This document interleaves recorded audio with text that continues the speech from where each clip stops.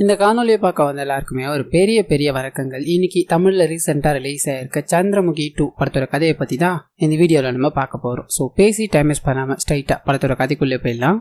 இந்த படத்தோட ஸ்டார்டிங் சீன்லேயே பார்த்தீங்கன்னா ரங்கநாயகி அப்படின்றவங்களோட பெரிய ஃபேமிலியை காமிக்கிறாங்க. அவங்களோட பொண்ணுக்கு பார்த்தீங்கன்னா அடிபட்டு நடக்க முடியாத நிலமா இருக்கும். ஆனால் அது கூடவே இவங்களோட முதல் பொண்ணு வேற ஒரு மதத்துக்காரரை கல்யாணம் பண்ணி இறந்து போயிட்டாங்க அப்படின்னு மாதிரிலாம் இருக்கும். வீட்டில் நிறைய கெட்ட விஷயங்கள் நடக்குது. ஒரு சாமியாரை பார்த்தா தான் கரெக்டாக இருக்கும் அப்படின்னு மாதிரி முடிவு பண்ணி ஒரு பெரிய சாமியாரை பார்க்குறாங்க. அவரும் இங்கே நடந்த விஷயங்கள் எல்லாத்தையும் கேட்டுட்டு நீங்க இந்த மாதிரி இருக்கிறதுக்கான காரணம் என்னன்னு தெரியுமா? உங்களோட தலைமுறையை நீங்க மறந்தது தான். உங்களோட கடவுளை நீங்க வழிபட்டு இருந்தீங்க அப்படின்னா இவ்வளவு பிரச்சனைகளை தவிர்த்து இருக்கலாம்னு சொல்ல அங்க இருக்கிற பாதி பேருக்கு அவங்களோட குலதெய்வம் அப்படின்னா என்னன்னு கூட தெரியல.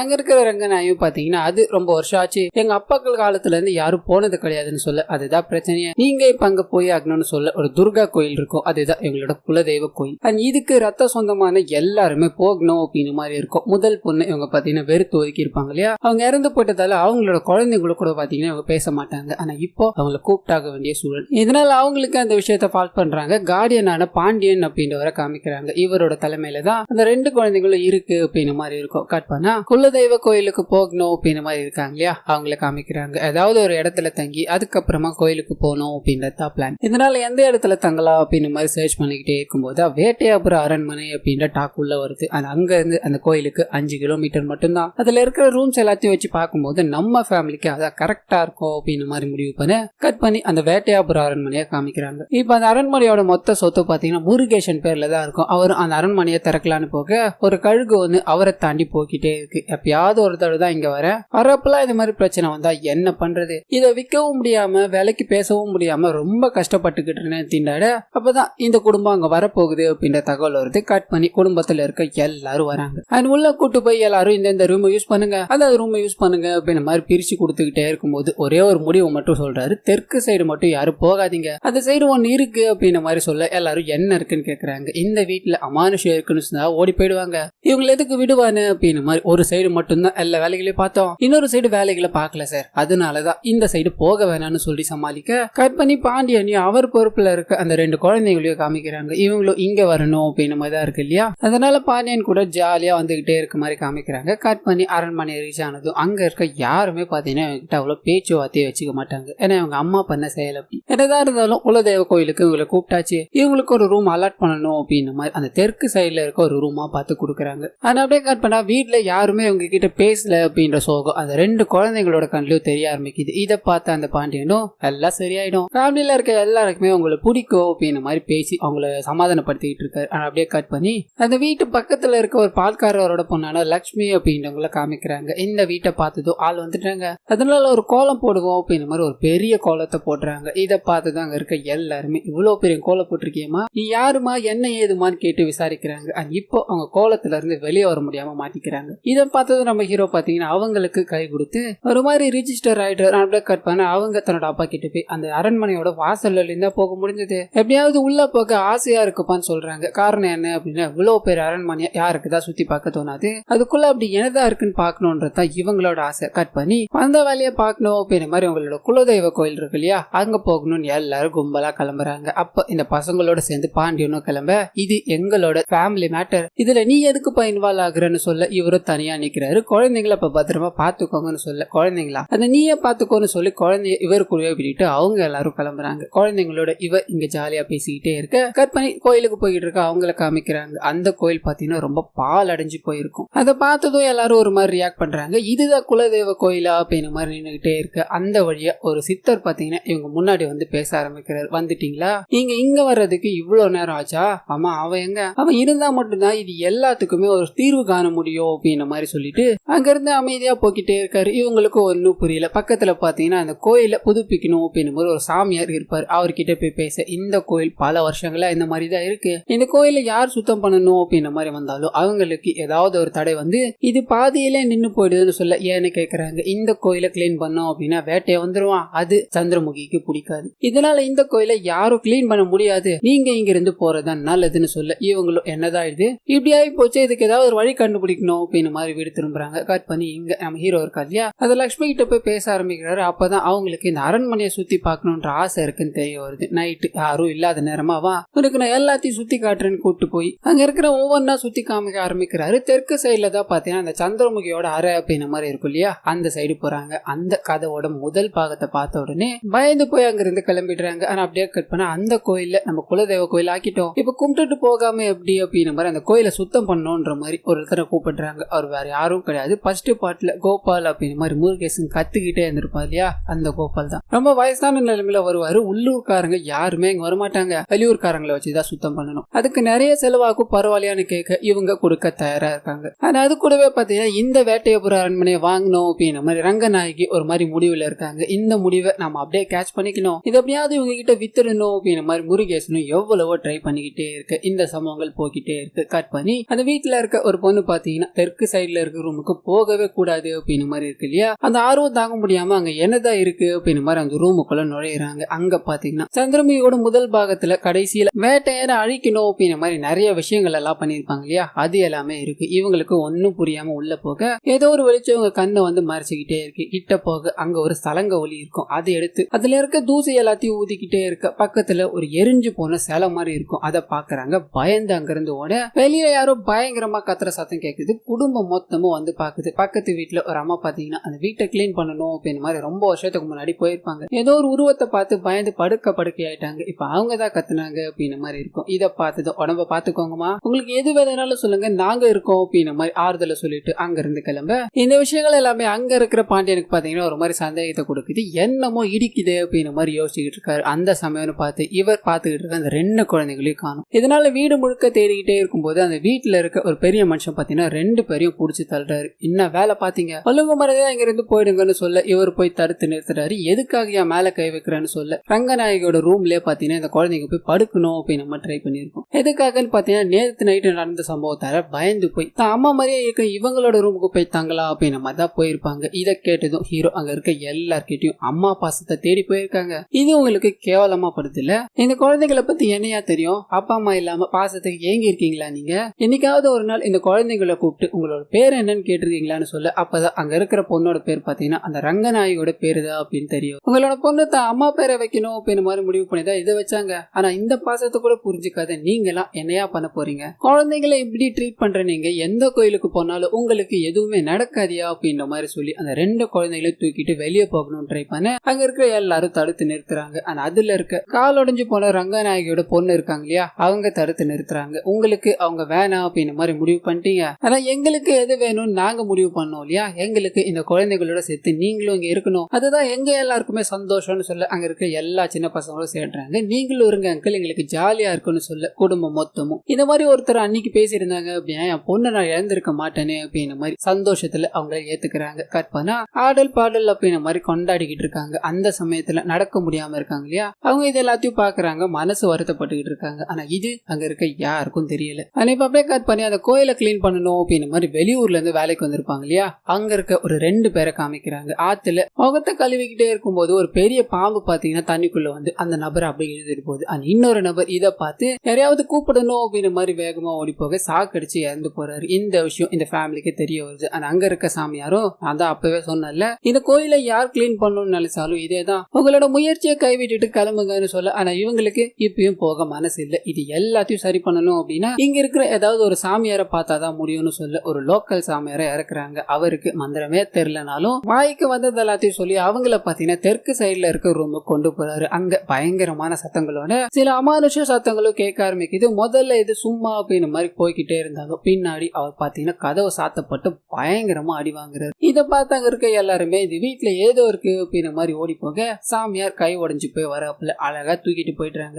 இதை பார்த்து வீட்டுல இருக்க எல்லாரும் ஷாக் ஆயிடுறாங்க. முருகேசன் இதை மறைக்கணும் அப்படின்றதுக்காக ஒன்னே இல்லாமா அந்த பொண்ணுங்க கூட ஏதாவது சிலுமிஷம் பண்ணிருப்பான், அதனாலதான் உடைச்சு அனுப்பிட்டாங்க அப்படின்னு மாதிரி பேசி சமாளிக்க ஆனா பாண்டியன் ஏதோ இடிக்குது அப்படின்னு மாதிரி யோசிச்சுக்கிட்டே இருக்காரு. கட் பண்ணா இதுக்கு அடுத்த நாளே பாத்தீங்கன்னா பாண்டியன் அந்த கோயிலை சுத்தி பார்க்கணும் அப்படின்னு மாதிரி கிளம்புறாரு. பக்கத்துல இருக்க எல்லா விஷயங்களையும் பார்த்துக்கிட்டே இருக்க அன்னைக்கு நைட்டு காமிக்கிறாங்க. இந்த வீடு முழுக்க பாத்தீங்கன்னா வினோதமான சத்தங்கள் கேட்க ஆரம்பிக்குது. யாரோ மாடி மேல நடனம் ஆடிக்கிட்டே இருக்க மாதிரியும் புரியாத மொழியில பேசிக்கிட்டு இருக்க மாதிரியும் கேக்குது. இதனால குழப்பத்துல இவங்க இருக்கும்போது தான் ஹீரோ உள்ள வர்றாரு. நான் அந்த இடத்துக்கு போய் ஃபுல்லா செக் பண்ணி பார்த்துட்டு வந்துட்டேன், அந்த 2 பேரும் இறந்து போனதுக்கான காரணம் என்னன்னு தெரியுமா? தண்ணியில விழுந்து இறந்து போனாரு. அவருக்கு தண்ணியில விழும்போது கரெக்டா ஹார்ட் அட்டாக் வந்திருக்கு. அதனாலதான் அவர் அந்த ஸ்பாட்ல இறந்து போயிருக்காரு. அண்ட் இன்னொருத்தர் ஷாக் அடிச்சு இறந்து போனாரு. ஷாக்கு தண்ணியில இருக்குதுன்னு கூட தெரியாம காலை வச்சிருக்காரு. சோ இது எல்லாமே செயற்கையா நடந்தது கிடையாது. அவங்க பண்ண சின்ன சின்ன தப்பாலதான் இறந்து போயிட்டாங்க அப்படின்ற மாதிரி இருக்கும். அண்ட் அந்த கோயிலை கிளீன் பண்ண இதுக்கு மேல ஆள் இல்ல அப்படின்ற மாதிரி ஆயிடுது. அப்பதான் நம்ம ஹீரோவே முன் வராரு, நான் அந்த கோயிலை கிளீன் பண்ணி கொடுக்குறேன் அப்படின்ற மாதிரி. இதுக்கு அடுத்த நாள் அந்த கோயிலை கிளீன் பண்ணணும் அப்படின்ற மாதிரி இவர் கிளம்ப வீட்டுல இருக்க எல்லாருமே என்ன நடக்குமோ ஏது நடக்குமோ அப்படின்ற மாதிரி இருக்காங்க. அந்த சமயம் பார்த்து வீட்டுல இருக்க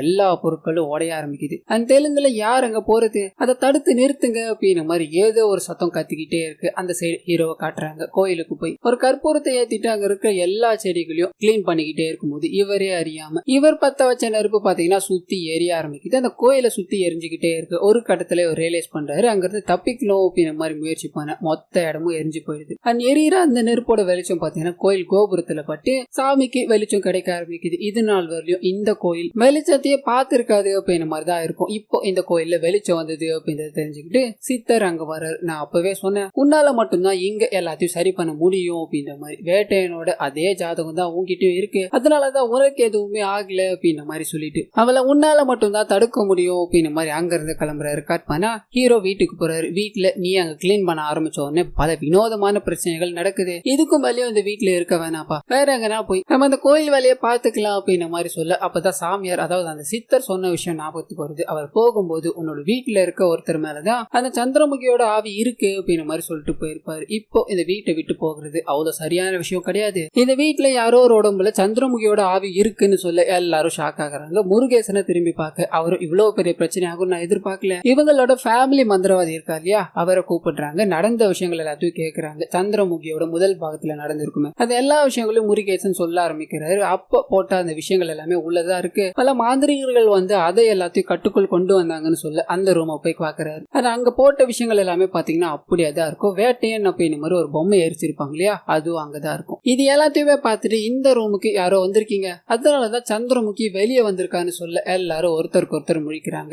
திரும்பி நம்ம ஹீரோயினை காட்டுறாங்க. இவங்க தான் உள்ள வந்தாங்க அப்படின்ற மாதிரி சிலர் கையை அவங்களும் இது உள்ளலாம் நான் வந்தது உண்மைதான், ஆனா இதுக்கு மேல போக கிடையாது அப்படின்ற மாதிரி நின்னுகிட்டே இருக்கு. இன்னொரு பக்கம் ஒரு லேடி உள்ள போய் சலங்க ஒளிய எடுத்தாங்க இல்லையா, அவங்களையும் காமிக்கிறாங்க. பயத்துல நின்னுகிட்டே இருக்காங்க. சாமியாரும் இது யார் என்னன்னு இப்ப கண்டுபிடிச்சாகணும், அதுக்கு ஒரே வழிதான் இருக்கு அப்படின்ற மாதிரி போன பாகத்துல சந்திரமுகிக்காக சில கோலங்கள் எல்லாத்தையும் போட்டிருப்பாங்க இல்லையா, அந்த கோலத்துல ஒரு தடவை போய் நில்லுங்க, யார் உடம்புல சந்திரமுகி இருக்கு அப்படின்றது அப்ப தெரியும்னு சொல்ல ஒருத்தர அந்த கோலத்துல நீக்கணும் அப்படின்னு மாதிரி போறாங்க. எல்லாரும் ஹீரோயின் மேலே கண்ணா இருக்காங்க. ஏன்னா அவங்க தான் இது உள்ள போயிட்டு வந்தாங்க அப்படின்ற மாதிரி இருக்கு. அண்ட் உள்ள போன எல்லாருக்குமே லைட்டா பயத்தோட அங்க ஒருத்தரா போய் நின்னுகிட்டே இருக்க கடைசியா நம்ம ஹீரோயினை அடிச்சு புடிச்சு நிக்க வைக்கிறாங்க. அண்ட் அவங்க கூடவே அது கால் நடக்க முடியாம இருப்பாங்களே அவங்களும் போக எல்லாரும் எதிர்பார்த்தது நம்ம ஹீரோயின் ஏதாவது ரியாக்ட் பண்ணுவாங்கன்னு. ஆனா அங்க நடக்கிறது வேற. அந்த நடக்க முடியாம இருக்காங்க அவங்க அந்த இடத்துல பறக்க ஆரம்பிக்கிறாங்க. அது மட்டும் இல்லாம நடக்க முடியாம இருந்தவங்க இப்ப எழுந்து நடக்க ஆரம்பிக்கிறாங்க. என்னோட உடம்புக்குள்ள ஏதாவது சந்திரமுகி இருக்கு அப்படின்ற மாதிரி சில வசனங்களை பேச ஆரம்பிக்கிறாங்க.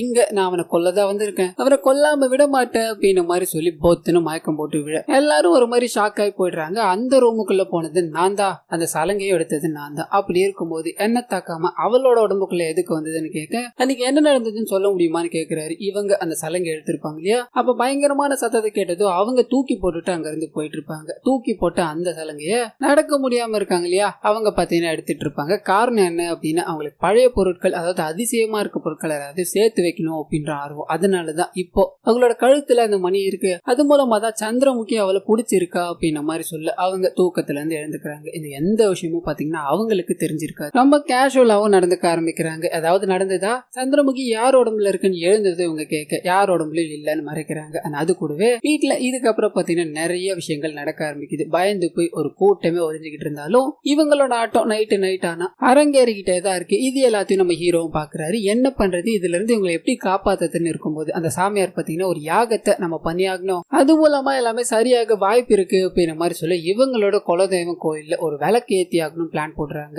இதுக்கு ஹீரோவை பாத்தீங்கன்னா அங்கேயே இருக்க சொல்றாங்க. இந்த வீட்டுல ஏதாவது அமானுஷமா நடக்குதா நீ பாக்கணும். அங்க எல்லாருமே அந்த விளக்கேத்துற ஃபங்க்ஷனுக்கு போறோம்னு சொல்ல கட் பண்ணி இதுக்கு அடுத்த நாள் ஃபேமிலி மொத்தமா விளக்கேத்தணும் அப்படின்ற மாதிரி போறாங்க. அந்த கால் உடஞ்சு உடஞ்சு போன பெண் இருக்காங்க இல்லையா, அவங்க தன்னோட அம்மா குழந்தைங்க அப்படின்ற மாதிரி எல்லாரையும் உட்கார வச்சுக்கிட்டு கார் ஓட்டிக்கிட்டே வேகமா போறாங்க. எல்லாரும் அந்த கோயிலுக்கு போகணும் அப்படின்ற மாதிரி தான் இருக்கும். ஆனா இவங்க அந்த கோயில்ல விளக்கேத்தி ஆகணும் அப்படின்ற கட்டம் எல்லாம் இல்ல, எங்க பக்கத்துல ஒரு வாட்டர் ஃபால்ஸ் எல்லாம் இருக்கும், அதை நம்ம பாத்துட்டு போலாமான்ட்டு வேகமா போக இன்னொரு பக்கம் கட் பண்ணி வீட்டுக்குள்ள இருக்க நம்ம ஹீரோவை காட்டுறாங்க. ஃபுல்லா செக் பண்ணி பாக்குறாரு. அந்த வேட்டையனோட ரூமுக்கும் போய் பார்க்க அப்போ யாருக்கும் தெரியாம ஒரு ரகசிய அறை இருக்கும், அதை கண்டுபிடிக்கிறாரு. ஆனா அதை திறந்து உள்ள போகும்போது வேட்டையன் பயன்படுத்தின எல்லா பொருட்களுமே இருக்கும். சிம்மாசனம் முத கொண்டு ஒன்னு ஒன்னா பாத்துக்கிட்டே இருக்கு. அதே சமயத்துல இந்த சைடு கார்ல வேகமா போய்கிட்டே இருக்கவங்கள காமிக்கிறாங்க. அந்த ரங்கநாயகி வண்டியை நிறுத்து நிறுத்து அப்படின்ற மாதிரி சொல்லிக்கிட்டே இருக்கு. ஆனா இவங்க சுத்தமா மாறிடுறாங்க. சந்திரமுகியா அந்த யாகத்தை தடுக்கணும் அப்படின்னா உங்கள ஒருத்தர் இறந்தாக்கணும், அது நடந்தா மட்டும்தான் அந்த யாகத்தை தடுக்க முடியும் அப்படின்ற மாதிரி வேகமா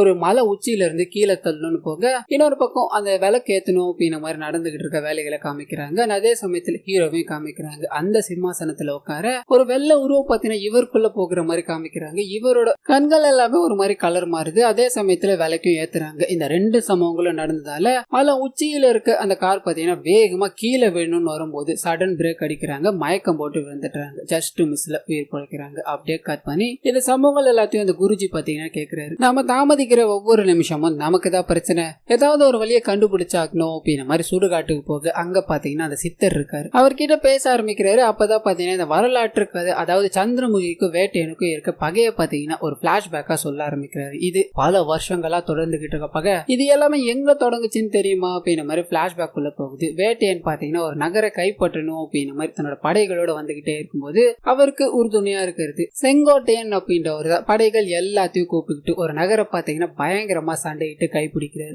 அந்த நகரத்துலதான் பாத்தீங்கன்னா ஒரு நடன பெண்ணா சந்திரமுகி இருக்காங்க. அவங்கள பார்த்ததும் வேட்டையனுக்கு ரொம்ப பிடிச்சி போயிருது. அவங்கள அடையணும் அப்படின்ற மாதிரி நினைக்க அவங்க ஒரு கோயிலுக்குள்ள போய் ஒளிஞ்சிக்கிறாங்க. அந்த பெண் நாட்டியத்துக்காகவே பிறந்தவ, அவளை அடையணும்னு நினைக்கிறது சாவ தேடிக்கிறதுக்கு சமானம் அப்படின்ற மாதிரி அங்க இருக்கிற ஒரு சாமியார் சொல்ல, ஆனா இவர் இது மேல எல்லாம் நம்பிக்கை இல்லாம அவங்கள தொடணும் அப்படின்ற மாதிரி கோயிலுக்குள்ளேயே போக காணாம போயிடுறாங்க. கட் பண்ணா செங்கோட்டையன் பாத்தீங்கன்னா இந்த இடத்த நம்ம கைப்பற்றிட்டோம், இதுக்கு மேல உனக்கு என்ன வேணும் நண்பா அப்படின்ற மாதிரி சந்தோஷமா பேச இவரோட முகத்துல ஒரு துளி சந்தோஷம் இல்ல. எதனால இந்த மாதிரி இருக்கு அப்படின்ற மாதிரி கேட்டு தெரிஞ்சுக்கிறாரு. சந்திரமுகி அப்படின்ற ஒரு பெண்ணாலதான் அப்படின்ற மாதிரி இருக்கும். இதனால உனக்காக நான் அவளை கொண்டு வரேன்னு கிளம்ப அவங்க குளிச்சுக்கிட்டே இருக்கும்போது இவர் அங்க போறாரு. அவங்களோட அழகை பார்த்து மயங்கி போறாரு. அவங்க கிட்ட பேசணும் அப்படின்ற மாதிரி போக ஒரு சிறுத்தை பாத்தீங்கன்னா அவங்களை அட்டாக் பண்ணணும்னு வருது. இவர் உள்ள புந்து அந்த சிறுத்தை கிட்ட இருந்து அவங்களை காப்பாத்துறாரு. அப்போ அவங்கள தொட வேண்டியதா போயிடுச்சு. இதனால இவர் பாத்தீங்கன்னா காதல் கொள்ள ஆரம்பிக்கிறாரு. தன்னோட நண்பன் முன்னாடி போய் கொண்டு போய் நிறுத்த வேட்டையனும் இதை பார்த்துட்டு உனக்கு என்ன வேணுமோ கேள், எவ்வளவு வேணுமோ கேள்னு சொல்ல இவர் சிம்பிளா இங்க இருக்கால சந்திரமுகி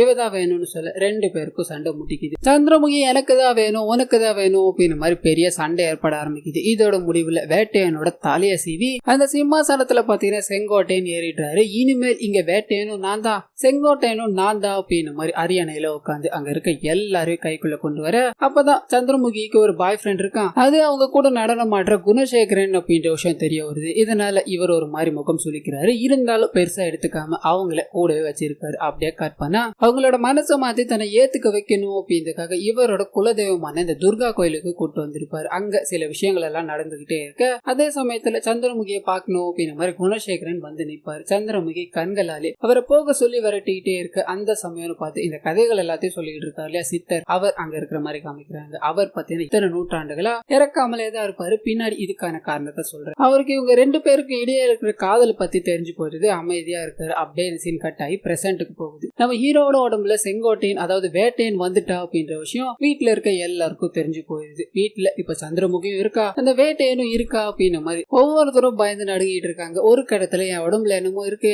எனக்கு என்னமோ ஆகிட்டு இருக்கு அப்படின்ற மாதிரி சந்திரமுகி புகுந்திருக்க அந்த பெண் இருக்காங்க இல்லையா, அவங்க ஃபேமிலியில இருக்க எல்லாருக்கிட்டையும் சொல்லிக்கிட்டாலும் அங்க இருக்க எல்லாரும் கடுப்பாயிடுறாங்க. உன்னாலதான் வீட்டுல பிரச்சனை, உன் உடம்புக்குள்ள தாண்டி சந்திரமுகி இருக்கான்னு சொல்ல பக்கத்துல நம்ம ஹீரோவை நின்றுட்டு இருப்பாரு. சந்திரமுகி இவங்களோட உடம்புக்குள்ள வந்துடுறாங்க. பக்கத்துல வேட்டையனும் வந்துட்டு ரெண்டு பேரும் பேசிக்க ஆரம்பிக்கிறாங்க. உன்னை கொல்லுவேன் அப்படின்ற மாதிரி மாத்தி மாத்தி சண்டையிட்டு சந்திரமுகி வேகமா போய் அவங்களோட நடனம் ஆடுற ரூம் இருக்கு இல்லையா, அங்க போய் பயங்கரமா டான்ஸ் ஆடிக்கிட்டே இருக்காங்க. அந்த சமயம் பார்த்து அந்த பிளாஷ்பேக் கண்டினியூ ஆகுது. சந்திரமுகியை எப்படியாவது தான் வலையில விழ வைக்கணும் அப்படின்ற மாதிரி வேட்டையன் ட்ரை பண்ணிட்டு இருக்காரு. அதே சமயத்துல குணசேகரன் கூட ஓடி போகணும் அப்படின்ற மாதிரி இவங்க பிளான் போட்டுக்கிட்டு இருக்காங்க. இதுக்கு உதவணும் அப்படின்ற மாதிரி ஒரு பெண் பாத்தீங்கன்னா எல்லா வேலைகளையும் பண்ணிட்டு இருந்திருப்பாங்க. கட் பண்ணி இந்த விஷயங்கள் எதுவுமே தெரியாத வேட்டையன் பாத்தீங்கன்னா இவங்களை பார்க்கணும் அப்படின்ற மாதிரி வந்துகிட்டே இருக்காரு. இப்போ குணசேகரன் அங்க இருக்கிற விஷயம் வேட்டையனுக்கு தெரிஞ்சா உயிரோட விட மாட்டான் அப்படின்றத உணர்ந்து இவங்க பாத்தீங்கன்னா அவரை டைவர்ட் பண்ணணுன்றதுக்காக அவர் முன்னாடி ஒரு பயங்கரமான நடனங்களை ஈடுபட ஆரம்பிக்கிறாங்க. இதை கண்டு அவர் மயங்கி போக உனக்காக நான் ஒரு பரிசு கொடுக்கணுமே சொல்லி ஒரு தட்டை எடுத்துட்டு வர சொல்றாரு. அதுக்குள்ள இருக்கிறது இவங்க ஓடி போகணும் அப்படின்னு ஒரு லேடி பிளான் போட்டு கொடுத்துருப்பாங்க இல்லையா,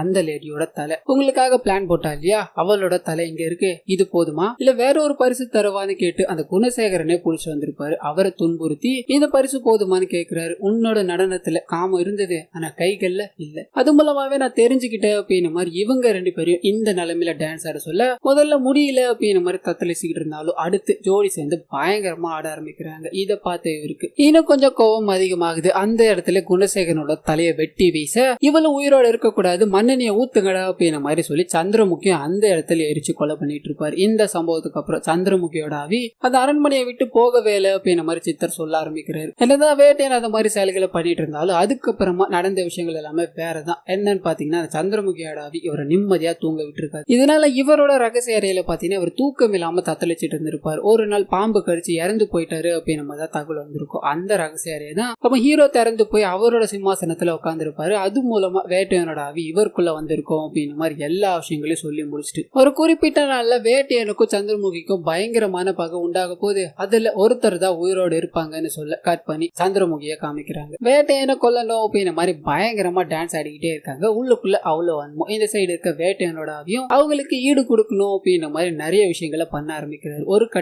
ஒரு கட்டத்துல நம்ம ஹீரோட உடம்புல இருந்து வேட்டையனோட ஆவி பாத்தீங்கன்னா போயிட்டு இருக்கும். எங்கன்னா அந்த ஒரு சித்து வேலைகளை ஈடுபட்டு இருந்திருப்பாரு அவரோட கைப்பிடிக்கு. ஆனா அதே சமயத்துல அந்த கோயிலையும் பாத்தீங்கன்னா சில பூஜைகள் எல்லாமே நடந்துகிட்டு இருக்கும். இப்போ சந்திரமுகிக்கு எதிராக வேட்டையன் கிடையாது, பாண்டியன் தான். ஆனா இந்த விஷயம் சந்திரமுகிக்கு தெரிஞ்சது அப்படின்னா அவளோட ஊழலே அவளை அழிச்சுப்பா அப்படின்ற மாதிரி இருக்கும். இதனால பாண்டியனும் தனக்குள்ள வேட்டையன் தான் இருக்கா அப்படின்ற மாதிரி பயங்கரமா டஃப் கொடுத்து சண்டை போட்டுக்கிட்டே இருக்கு. ஒரு கட்டத்துல ஒரு வெள்ளை துணியில பாத்தீங்கன்னா அவர் போய் மாட்டிப்பாரு. அந்த சமயம் பார்த்து சந்திரமுகி அவரோட கழுத்தை வெட்டி வீச அந்த சுவாமிஜி உள்ள வராரு. ஆசை தீர அவனை கொளுத்தி சாகுடின்னு சொல்ல மண்ணெண்ணெய் எல்லாத்தையும் ஊத்தி அந்த இடத்துல கொளுத்தி போட்டுடுறாங்க. இப்போ இவங்களோட ஆத்மா சாந்தி அடைஞ்சிச்சு இல்லையா, ஒரு இடத்துக்குள்ள போய் அவன் இறந்து போயிட்டான், அவன் துடிதுடிக்க இறந்து போயிட்டா அப்படின்னு மாதிரி கீழே விழுந்து அந்த உடம்ப விட்டு போயிடுறாங்க. ஆனா அப்படியே கட் பண்ணி ஒளிஞ்சுகிட்டு இருக்க நம்ம ஹீரோவை காமிக்கிறாங்க. சோ இறந்து போனது அந்த சாமியார் இருக்கா இல்லையா, அதாவது சித்தர், அவர் தான். அவர் இறந்து போனதுக்கான காரணம் என்ன அப்படின்னா சந்திரமுகி இறந்து போனது அவங்களோட சாம்பலை பார்த்தீங்கன்னா இந்த அரண்மனைக்குள்ள கொண்டு வந்தது அவர் தான். அவர் மூலமா தான் கங்கா அதை தட்டி விட்டு முதல் பாகத்துல சந்திரமுகியை வெளியே கொண்டு வந்திருப்பாங்க. ஆனா அப்பத்துல இருந்து இவருக்கு சாவு வராததுக்கான காரணம் சந்திரமுகி இட்ட சாபமா தான் இருக்கும். அந்த சாவுன்னு ஒண்ணு வந்தா அது இவங்க அதாவது சந்திரமுகி கையால தான் இருக்கு அப்படின்னு மாதிரி இருக்கும். அதை தீர்த்துக்கணும் அண்ட் இவரோட பிறவி பலனை அடையணும் அப்படின்னு தான் சித்தர் உள்ள வந்து உயிர் பலி கொடுத்திருப்பாரு. அண்ட் கற்பனை குலதெய்வ கோயிலையும் காமிக்கிறாங்க. இதனால